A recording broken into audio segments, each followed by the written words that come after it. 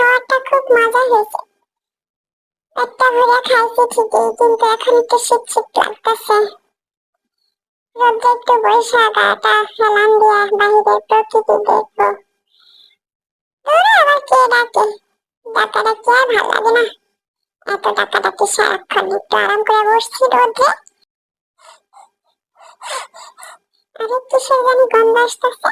ও, তুই এখানে? তোকে তো আগে দেখতে পাই নাই। তুই এখানে কেন বসে রয়েছিস? হ্যাঁ, আমি যেখানে যাই সেখানে তুই আসিস, আর বাসার সবাই বলে আমি নাকি তোরে মারি। আমি মারলে তুই কেন আমার কাছে আসছিস?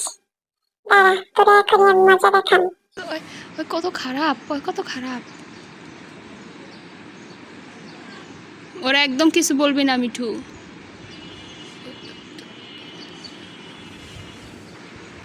বলবো না মানে? কোন আরে এখনই জায়গায় মজা আছে? দেখাবি।